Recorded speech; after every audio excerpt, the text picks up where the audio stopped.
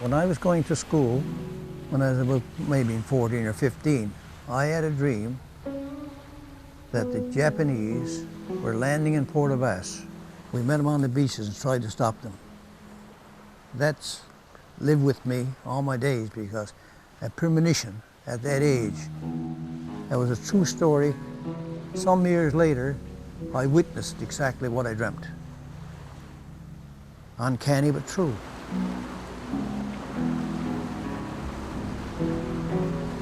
To me, here's where the bomb dropped, straight ahead of me there, right in that valley. Yes. And I saw the whole thing as it happened.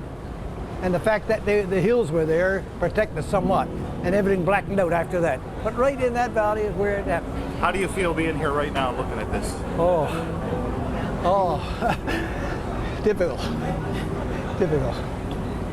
But not one can do much about it, but it's very difficult to see that happen like it did. Very unfortunate.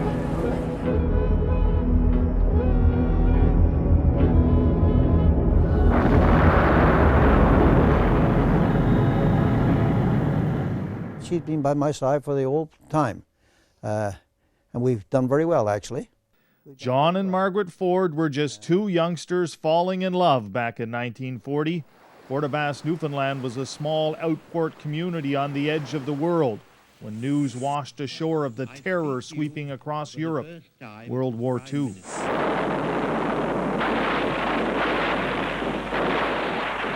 A tremendous battle is raging in France and Flanders.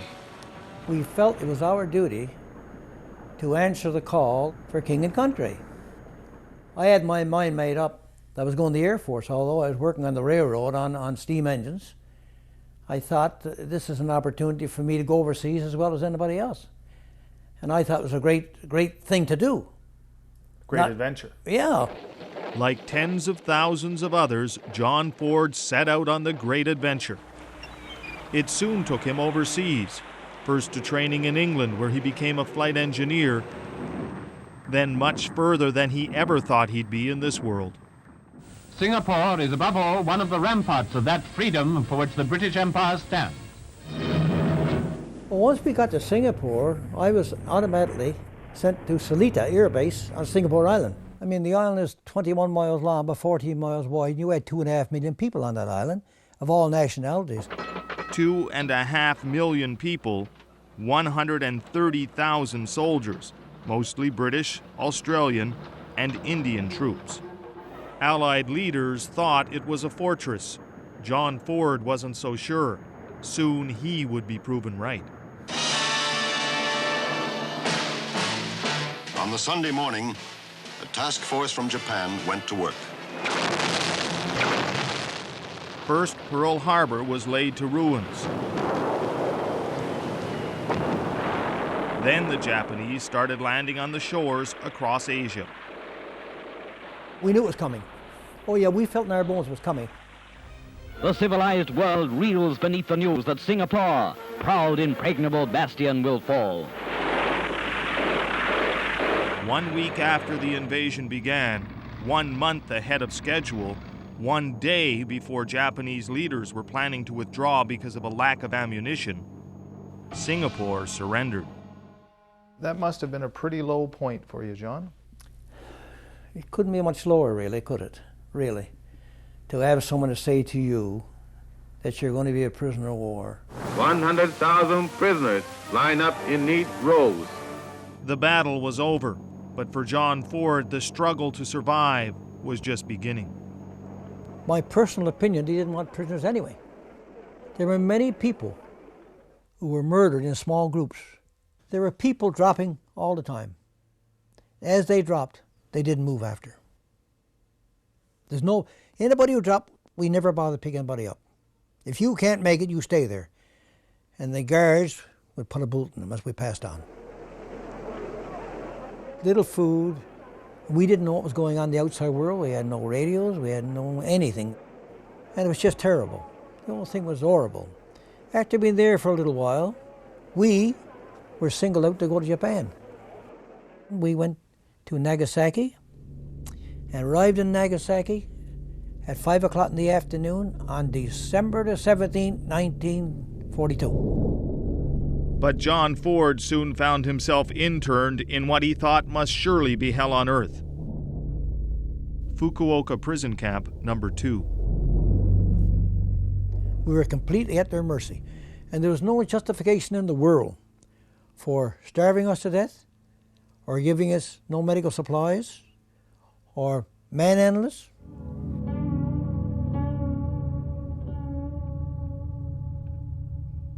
We had one at our camp, and he was a bad bugger, old Boko Go.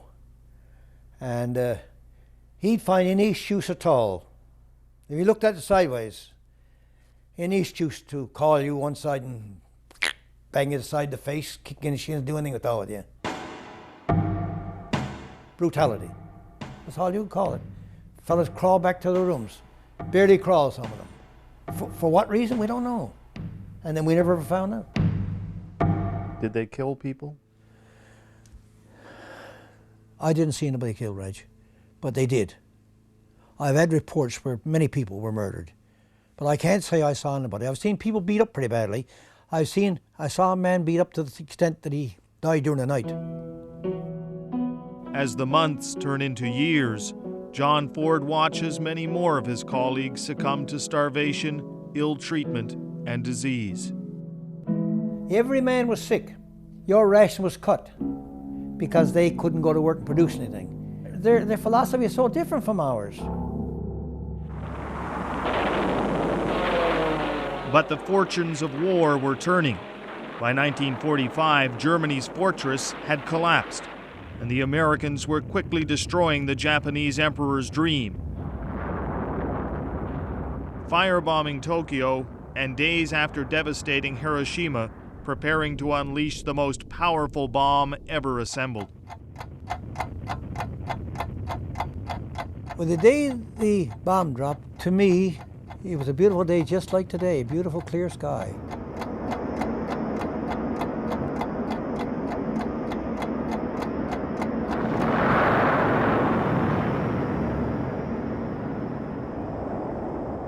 Bang. I looked towards Nagasaki and the mushroom was just forming. And there was pieces of shrapnel, pieces of glass, pieces of rock, and people running and screaming in all directions.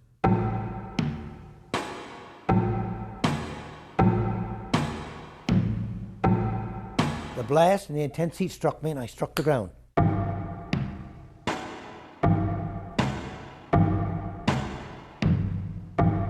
There's rocks and glass and bolts.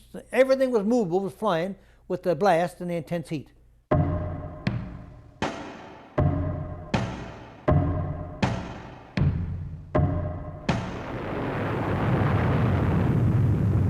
We didn't know what had happened to us. The only thing one could think under the circumstances, you think the world's come to an end. It was that bad that many rumblings among our prisoners, the world's come to an end. Where were your thoughts then? Didn't make any difference. They didn't have any thoughts. It didn't make any difference to us at that stage of the game. Whether I lived or died, it didn't make that much difference. It's a fact. We're better off dead than we were living the way we were living anyway.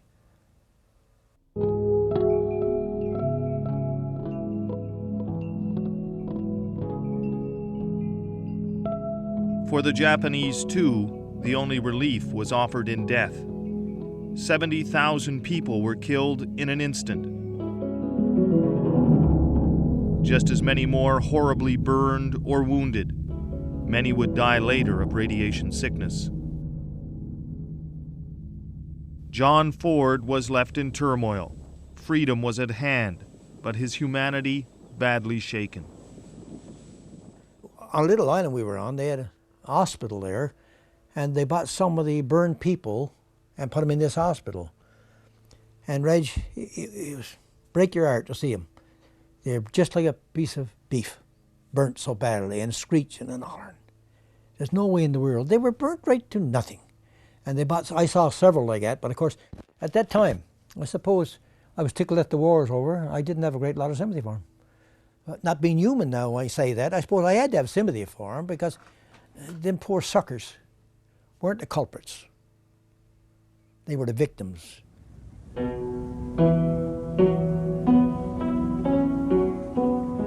final act of surrender takes place on the U.S. warship Missouri. In the weeks that follow, John Ford is liberated and returns to Newfoundland and Margaret.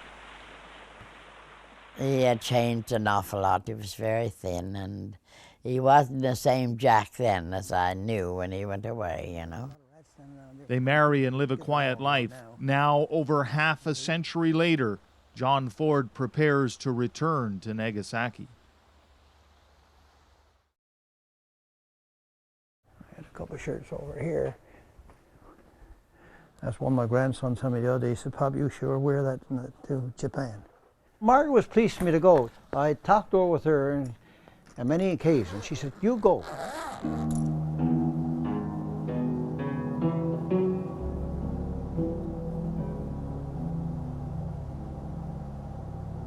This trip will not be easy. This life has many scars.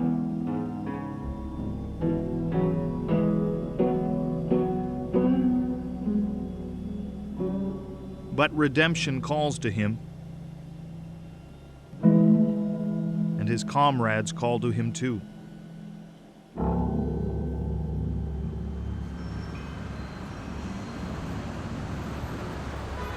Nagasaki today, in my opinion, is a much different place.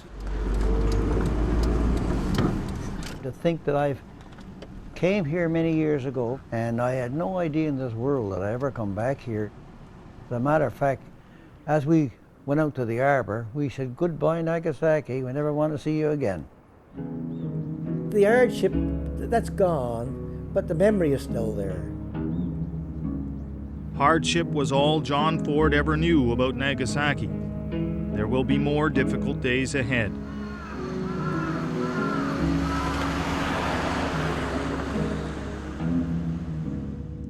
The Nagasaki Museum, where he comes face to face with a replica of the atomic bomb. This is the Fat Man. Would this be the actual size, I wonder? Diameter, dimensions, etc.? Yeah. Quite a size and quite a weight, of course. Yeah. Hmm.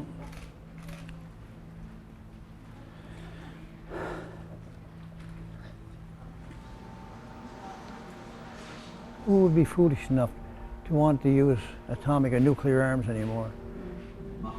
When I see, sort of people saw things like this, they'd have better sense than they even think about them. Sites like that. Anybody who wouldn't want peace got no understanding of human life. These are press from the church. Yeah. Oh my, oh my, oh my. The poor people, poor souls, poor souls.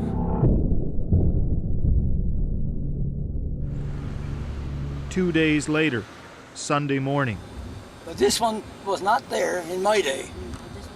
Not like a passive. John Ford is doing something he's never done before. He's driving to the site of his former prison camp. Just after 11, we find the site. I'd say it's quite a coincidence that we arrived here about 2 minutes after 11, and the clock says that. Yep. And it's just that number of years ago, 2 minutes past 11, 1945, on August the 9th, that we witnessed a very, very desperate situation, really. Shall we go inside? Let's go over this way. We're allowed in. The gate is open for us there. Okay, good. There is no sign, no indication of what this place was. Today, a junior high school is located on the ground. But what happened here still washes over John Ford. Every step another flashback of tortured memories. What are you thinking about, John? I can see your mind is turning over. Yes, I can assure you it's turning over.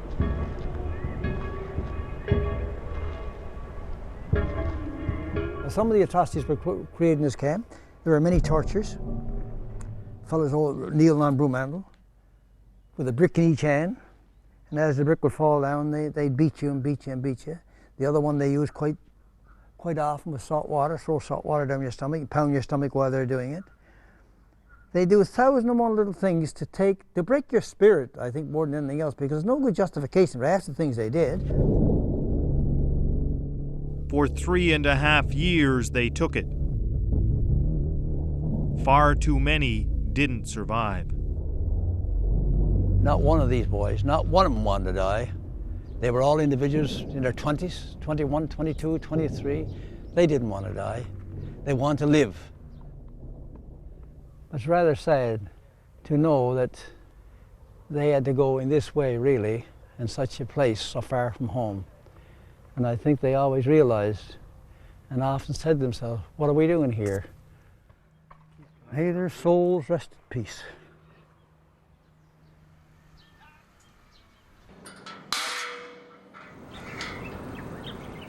Across the city, a man is waiting. One John Ford has asked to meet. His name is Mr. Koichi Wada. He is the first Japanese victim of the Nagasaki bombing that John Ford has ever spoken with. Welcome to Nagasaki. Thank you. My name is Arigato. Koichi Wada. Arigato. Thank you. Brian Burke Gaffney, a Canadian living in Nagasaki, will act as interpreter. Koichi Wada has gone through some hardships of his own. In August 1945, he was a very young student. To avoid military service, he said he was colorblind. Instead, he was put to work as a Nagasaki streetcar operator. He was just about to take a break on August the 9th, 1945.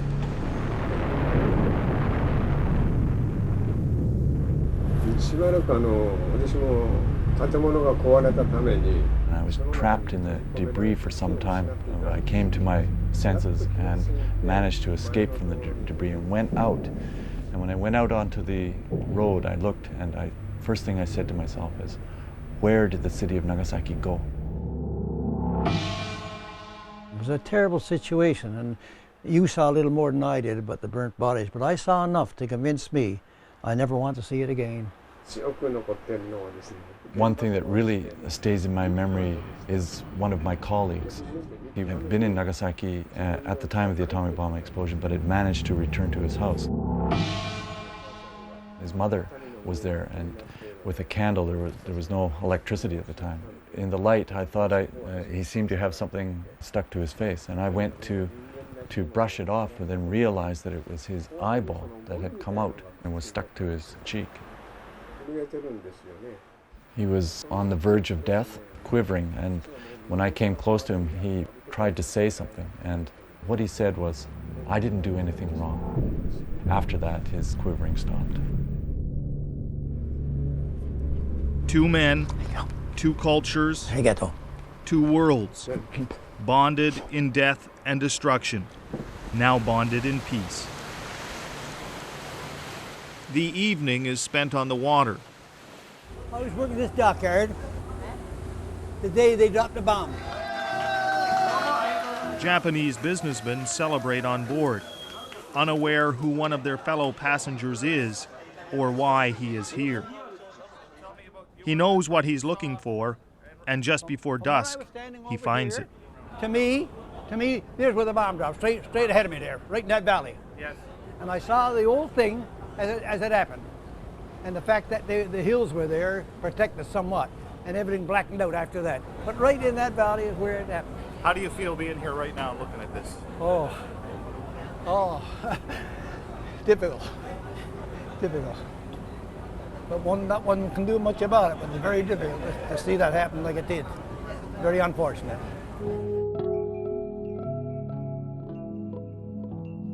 There is one more day, and a meeting with a top government official.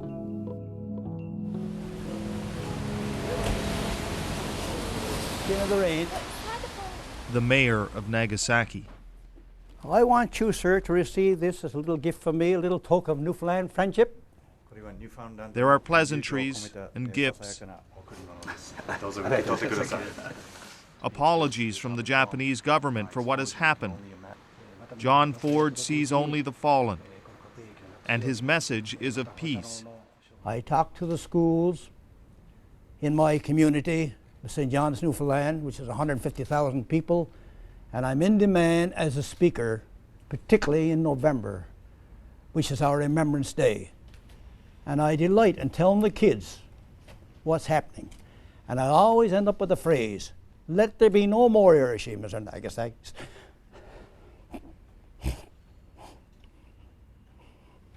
The dam is broken. Over half a century of anguish released. Now he can truly go home.